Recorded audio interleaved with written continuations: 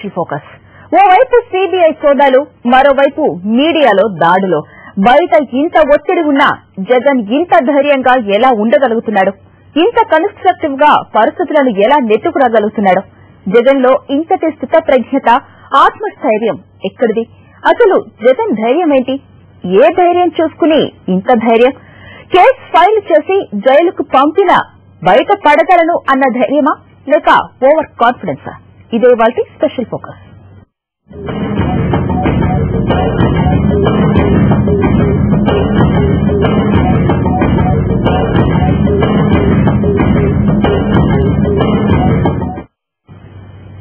ఓవైపు ఊపిరి సల్పనివ్వని సవాళ్లు, తన ఇంటిపైన, తనకు సాయం చేసిన వారి ఇళ్లపైన మూకుమ్మడి దాడులు జరుగుతున్నాయి. ఒకటి కాదు, రెండు కాదు, ఏకంగా 18 ప్రదేశాల్లో సిబిఐ దాడులు జరుగుతున్నా ఎక్కడా ధైర్యం కోల్పోయి మాట్లాడింది లేదు. తన ఆర్థిక సామ్రాజ్యం మీద ఏకకాలంలో ఇంత పెద్ద ఎత్తున దాడులు జరుగుతున్నా జగన్ ఎందుకు మిన్నకున్నాడు? అసలు జగన్ మౌనం వెనుక ధైర్యమేంటి?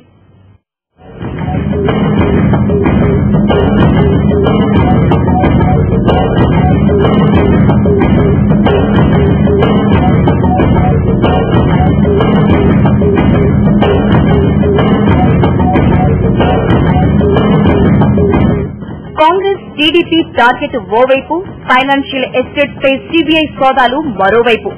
దేశంలో ఏ వ్యక్తిపైనా జరగనంత స్థాయిలో దాడులు జరుగుతున్నాయి. ఇలాంటి సిచ్యువేషన్ లో ఎవరైనా తప్పించుకోవడానికో తప్పుకోవడానికో ఉన్న అవకాశాల గురించి ఆలోచించేవారు. కానీ జగన్ మాత్రం ఇంత జరుగుతున్నా తొణకటం లేదు, బెడకటం లేదు. ఓదార్పు యాత్రలంటూ తన పని తాను చేసుకుపోతున్నారు. జగన్ మొండి ధైర్యానికి కారణం ఏంటి? జగన్ మౌనం వెనుక బ్రహ్మాస్త్రం ఏమైనా ఉందా? ఏకకాలంలో తన ఎస్టేట్స్ పైన, తన కంపెనీల్లో పెట్టుబడులు పెట్టిన సంస్థలపైన సోదాలు జరుగుతున్నప్పుడు ఎక్కడో ఒక చోట రాంగ్ స్టేట్మెంట్ ఇవ్వడమో, రాంగ్ డెసిషన్ తీసుకునే అవకాశమో ఉంటుంది. పోనీ మాటల దాడులతోనైనా బెదిరింపు స్టేట్మెంట్లు ఇవ్వచ్చు.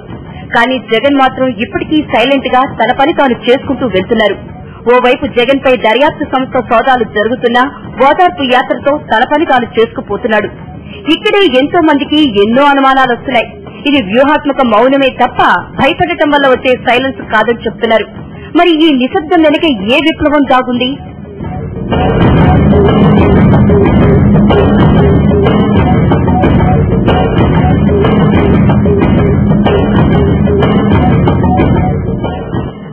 వరుస 3 రోజులుగా తన అనుయాయుల ఇళ్లపై సోదాలు జరుగుతున్నాయి. ఎన్నో కీలకమైన డాక్యుమెంట్లు, హార్డ్వేర్లు స్వాధీనం చేసుకుంటున్నారు. జగన్ సంస్థలో పెట్టుబడులు పెట్టిన వారు ఏ బృందం ఎప్పుడు తలుపు తడుతుందోనని దిక్కబట్టి ఉన్నారు. కానీ జగన్ మాత్రం పెద్దగా వ్యూహాలు రచించినట్లు ఎక్కడా బయటకు కనిపించడం లేదు. కనీసం తన వారితో డైరెక్ట్ గా మీటింగులు పెట్టడం కానీ, పెట్టుబడులు పెట్టిన వ్యాపారవేత్తలతో సమావేశాలు గానీ నిర్వహించడం లేదు. ముందుగా నిర్ణయించుకున్న ప్లాన్ ప్రకారం ఓదార్పు యాత్రను అలా కంటిన్యూ చేసుకుపోతున్నారు. ఏ బలం చూసుకుని ఇంత ధైర్యం? బయట పడగలనన్నా? తననెవరూ భయపెట్టలేరనా? అసలు హైకోర్టు డైరెక్షన్ కు ముందే ఏమైనా ప్లాన్ చేసుకున్నారా? జగన్ ఇంత కాన్స్ట్రక్టివ్ మైండ్ తో ఉన్నాడంటే, ఇన్ని ఒత్తిళ్లు ఎదురవుతున్నా స్థితిప్రజ్ఞతో వ్యవహరిస్తున్నాడంటే ఈయన బయటపడటానికి సహాయపడే బలమైన ఆధారాలున్నాయనేనా అర్థం? జగన్మోహన్ రెడ్డి గారికి ఈ రోజు కాదు, సోనియా గాంధీ గారి దగ్గర నుంచి బయటికి వచ్చే రోజే ఇలాంటి బెదిరింపులన్నీ కూడా పార్టీలో అన్ని స్థాయిల నుంచి వచ్చాయి. మీరు పార్టీ నుంచి బయటికి వెళ్తే మీ మీద అన్ని కేసులు పెడతాము, మీ ఆస్తుల మీద దాడులు చేపిస్తామన్నటువంటి బెదిరింపులన్నీ కూడా జగన్మోహన్ రెడ్డి గారికి పార్టీ నుంచి బయటికి రాకముందే వచ్చాయి. కానీ ఆయనకున్నటువంటి విశ్వాసం అంతా, ఒకటి ప్రజాబలము, రెండు తాను ఏ తప్పు చేయలేనటువంటి గట్టి నమ్మకం ఉంది. కాబట్టి ఈ రోజు ఇంతమంది ఇన్ని రకాలుగా దాడులు చేస్తా ఉంటే కూడా ఆయన నిర్భయంగా ప్రజల్లో తిరుగుతా ఉన్నారు. ఆయన తప్పు చేసిన వాళ్ళు భయపడతారు కానీ జగన్మోహన్ రెడ్డి గారు ఏ తప్పు చేయలేదని కాబట్టి ఆయనకంత నిర్భయంగా ప్రజల్లోకి పోగలుగుతా ఉన్నారు. జగన్ సైలెంట్ ను కొందరు తుఫాను ముందు నిశ్శబ్దంగా అభివర్ణిస్తుంటే మరికొందరు దాన్ని ఓవర్ కాన్ఫిడెన్స్ అంటున్నారు. ఆర్థిక పునాదులు కదిలిపోతున్న వేళ ఇంత మౌనంగా ఉన్నాడంటే అది ధైర్యమో, బయటపడగలనన్న నమ్మకమో కాదు, ఖచ్చితంగా ఓవర్ కాన్ఫిడెన్సే అన్న వాదన వినిపిస్తోంది. అందుకే జరిగేదేదో జరుగుతుంది. ముందు ప్రజాభిమానాన్ని పెంచుకుందామన్న రీతిలో తన ఓదార్పు ప్లాన్ ని కంటిన్యూ చేస్తున్నారా? అసలు జగన్ భవిష్యత్తు వ్యూహం ఏంటి? ఈ పరిణామాల్ని గమనిస్తున్న జగన్ వర్గంలోని కొందరు ఇదే అదునుగా నాయకత్వ లక్షణాలంటే ఇవే అన్న రీతిలో స్పీచ్లు చేస్తున్నారు. తీగ లాగితే డొంక కదులుతుందన్న నానుడి వాస్తవానికి కష్టాలనే తెచ్చిపెడుతుంది. కానీ కదిలే ఆడొకే లాభాలు తెచ్చిపెడితే కొండంత ధైర్యాన్ని ఇస్తే ఇది జగన్ మౌనం వెనుకున్న ధైర్యంగా కనిపిస్తోంది. సిబిఐ దర్యాప్తు ఎంత లోతుగా జరిగితే అంత మంచిదన్న ధైర్యమే జగన్ ను మౌనంగా ఉండేలా చేస్తోందా? జగన్ అనుకున్నట్లే జరిగితే నష్టపోయేదెవరు?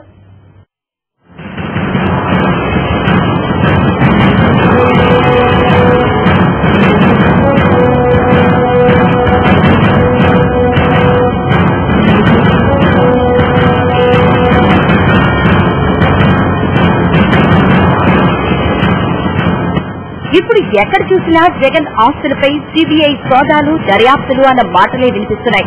పేరుకి జగన్ పేరు టీవీల్లో పేపర్లలో కనిపించినా అల్టిమేట్ గా అది వైఎస్ రాజశేఖర రెడ్డి ఇళ్లు ఆస్తులు. జరుగుతున్న సోదాలు దర్యాప్తులు దివంగత ముఖ్యమంత్రికి సంబంధించినవేనని అర్థం చేసుకోవాల్సి ఉంటుంది. సిబిఐ ఎఫ్ఐఆర్ ఇప్పటికే వైఎస్ పేరును ఉటంకించింది. రాజశేఖర రెడ్డి గారు దేశంలోనే ఒక నాయకుడు, గొప్ప నాయకుడు ఎదిగినటువంటి వ్యక్తి, ఈ రాష్ట్ర ప్రజలు దేవుడుగా కొలుస్తున్నటువంటి వ్యక్తి, ఆయన ఇంటిలోనే సిబిఐ రైడ్స్ కండక్ట్ చేయడం అనేది రాష్ట్ర చరిత్రలోనే చాలా దురదృష్టకరమైనటువంటి విషయం. ఈ రాష్ట్ర ప్రజలు ఎప్పుడు కూడా క్షమించరు ఈ విషయాన్ని. ఒకవేళ వైఎస్ నే తప్పుపడుతూ కనుక రిపోర్ట్ వస్తే అది అల్టిమేట్ గా చేట్ చేసేది కాంగ్రెస్ కే అవుతుంది. వైఎస్ పేరుకి ఎంత చెడ్డ పేరు వచ్చినా అది వ్యక్తిగతం అనిపించదు.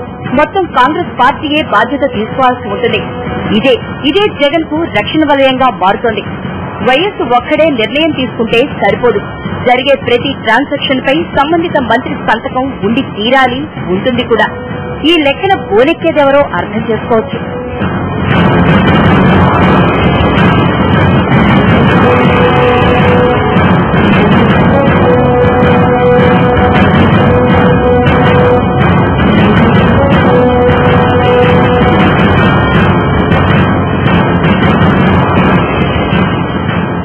బయటకు చెప్పుకోవడం లేదు గాని సిబిఐ దర్యాప్తు తమ కొంపే ముంచుతుందని భయపడుతున్న వాళ్లలో ఎక్కువ మంది కాంగ్రెస్ వాళ్లే.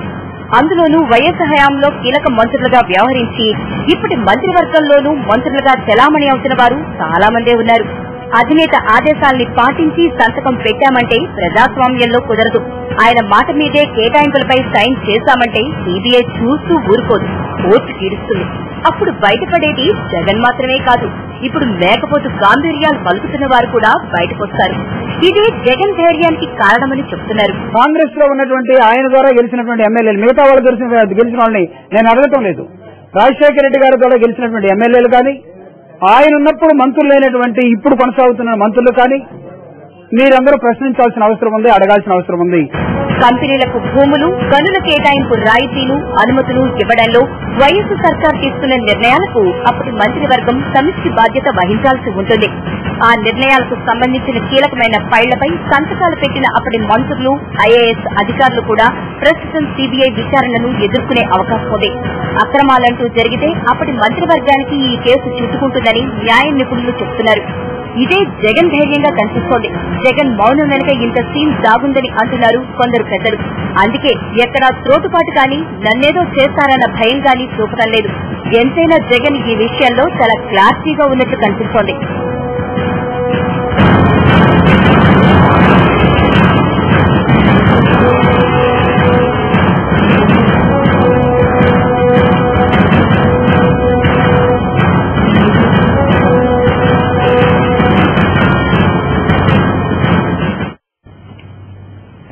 జగన్ పై సిబిఐ దర్యాప్తు అంటే అల్టిమేట్ గా కాంగ్రెస్ పై దర్యాప్తు వేయించుకున్నట్టే. ప్రస్తుతం అధికారికంగా జగన్ కు ఎమ్మెల్యేలు గాని, మంత్రులు గాని ఎవరూ లేరు. సిబిఐ ఇప్పుడు ఏ సోదాలు నిర్వహించినా అది అప్పటి ప్రభుత్వంలో లబ్ది పొందిన వారి మీద, లబ్ది చేకూర్చిన వారి మీదే జరగాలి. అలాంటప్పుడు దోషిని తానొక్కనే ఎలా అవుతాను అన్నది జగన్ ధైర్యంగా కనిపిస్తోంది.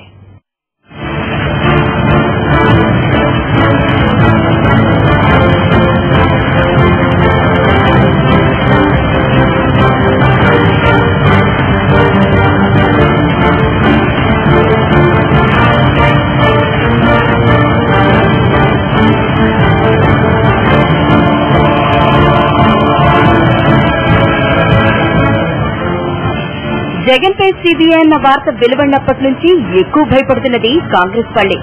ఈ పైనే జగన్ కి ధైర్యంగా మారిందా? సిబిఐ ఎఫ్ఐఆర్ వైఎస్ పేర్లు ప్రముఖంగా ప్రస్తావనకు తేవడం కాంగ్రెస్ కొంపే ముంచుతుంది.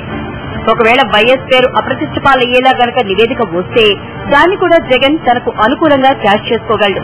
ఇది కూడా జగన్ కు లాభిస్తుంది. రాష్ట్రంలో కేంద్రంలో అధికారాన్ని తెచ్చిపెట్టిన నాయకుడిని ఇలా చేశారని మరింత సానుభూతి పొందుతాడు. 2 సార్లు ముఖ్యమంత్రిగా చేసినటువంటి వ్యక్తి, 2 సార్లు కాంగ్రెస్ ప్రభుత్వాన్ని ఇక్కడే కాకుండా కేంద్రంలో కూడా ప్రభుత్వం ఏర్పరిచేదానికి అవకాశం కల్పించినటువంటి మహానేత. అదే కాకుండా కాంగ్రెస్ పాలిత రాష్ట్రాల్లో ఒక ముఖ్యమైన కాంగ్రెస్ ముఖ్యమంత్రిగా వెలుగొందినటువంటి డాక్టర్ రాజశేఖర రెడ్డి గారి మీద అభియోగం చేయడం జరిగింది.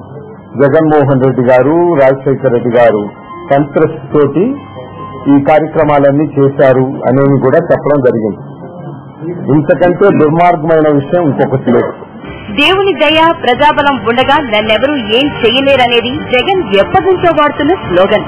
దీన్ని మరింత బలంగా ప్రజల్లోకి తీసుకెళ్లగలడు. ఇక జగన్ సరసన ఉన్న కాంగ్రెస్ ఎమ్మెల్యేలు, మంత్రులు కూడా తమ స్వరాన్ని పెంచుతున్నారు. ప్రభుత్వాన్ని అస్థిరపరచడం, రాజకీయ సంక్షోభాన్ని తేవటం వంటి బెదిరింపులు ఇప్పటికే వినిపిస్తున్నాయి. ఇది కాంగ్రెస్ అధిష్టానానికి గుబులు పుట్టించేదే. ఈ భయమే జగన్ కు ధైర్యాన్నిస్తోందా? అసలు కాంగ్రెస్ అధిష్టానంలో కీలకంగా వ్యవహరిస్తున్న కొందరు వ్యక్తులు అప్పట్లో రాష్ట్ర సర్కార్తో జరిపిన లావాదేవీల అవినీతి చిట్టా జగన్ వద్ద ఉందన్న బాధను వినిపిస్తోంది. ఇందులో భాగంగానే అహ్మద్ పటేల్ పేరును ప్రస్తావించి ఆయన తన తండ్రి సీఎంగా ఉన్నప్పుడు ఎన్నిసార్లు ఫోన్ చేశారు, ఎందుకు చేశారంటున్నారు జగన్. ఈ పేరు చెప్పడం కేవలం శాంతిలే అనుకుంటున్నారు కాంగ్రెస్ నేతలు. సోనియాకు దగ్గరగా ఉన్న కొంతమంది వ్యక్తులు ఎవరితో ఎలా పనులు చేయించుకున్నారన్న ప్రతి దానికి జగన్ వద్ద సాక్ష్యాలున్నాయని కొందరు చెప్పుకుంటున్నారు. ఇది కాంగ్రెస్ వారికి భయం కలిగించేదే అయినా జగన్ కు ఖచ్చితంగా ధైర్యాన్నిస్తుంది. జగన్ ఇంత ధైర్యంగా ఉండటం వెనుక ఇది ఓ కారణమై ఉంటుందా? జగన్ ని బయటపెట్టే అసలు నిజాల వల్ల మొదటికే మోసం వస్తుంది. జగన్ ను రాజకీయంగా ఎదుర్కోవాలంటే ఎలాగైనా ఎదుర్కోవచ్చు. అంతేకాని కాంగ్రెస్ పార్టీలోని అప్పటి ఇప్పటి మంత్రులపై అవినీతి ముద్ర పడితే ఇక్కడి వారినే కాకుండా కేంద్రంలో పనిచేసే అసలు పెద్ద మనుషులు కూడా బయటకొస్తే అసలుకే మోసం వస్తుంది.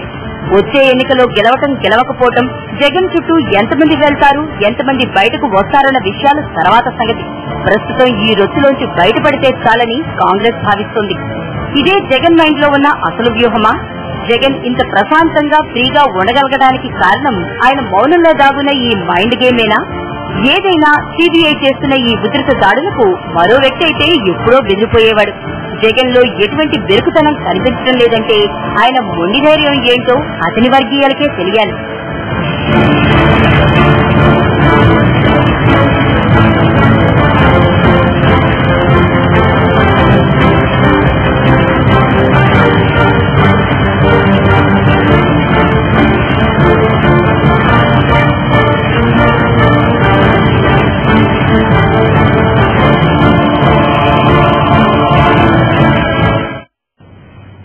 ఇది ఇవాల్టి స్పెషల్ ఫోకస్.